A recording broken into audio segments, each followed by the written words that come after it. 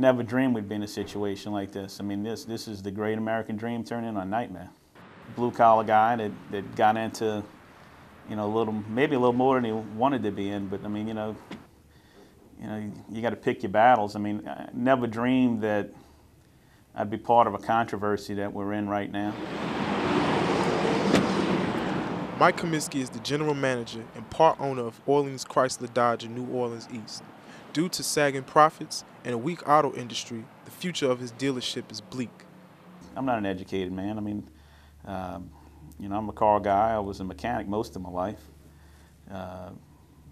Some of the best times of my life was as a service manager. We had a marginally profitable business that, it wasn't a struggle, but it was starting to do really well. I mean, we had a good, complete sales staff and complete, shop facility. I mean, we were doing pretty well. Comiskey and his partner's business was on the rise. They took a struggling dealership and surpassed the previous year's sales in 5 months. Then came Hurricane Katrina. We had rotting fish. We had mud on everything. Anything that could rust or corrode was rusting and corroding. The problem here is not only are the cars destroyed, all the information to prove what you had, where it went, where's it going, who bought it, who leased it, it's all gone. Comiskey and his partners regrouped and were one of the first dealerships to reopen post-Katrina, giving the surrounding community a sense of revitalization. However, nothing could prepare Comiskey for the next chain of events. Gasoline goes up to almost $4 a gallon. Right around the corner from that, you got the collapse of the banking industry. I don't know how much more you could pile up on it. Now, on top of all of this, Chrysler bankrupting.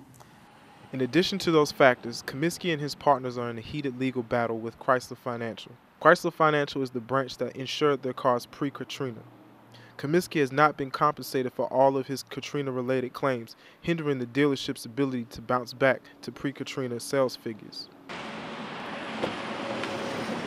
I can't say that we were really surprised because there's been a lot of controversy about our location, for lack of a better term. We've really been struggling. We owe money to Chrysler Financial, quite a bit of money. But it's all directly attributable to the insurance claim and the pending litigation on that. I mean, the loss in working capital related to it and the lost opportunities are mind-boggling. They're in the multi-millions. The situation became even more agonizing when Comiskey found out in a bizarre way that he would be closed down by Chrysler. His wife discovered the impending doom while searching through court records online.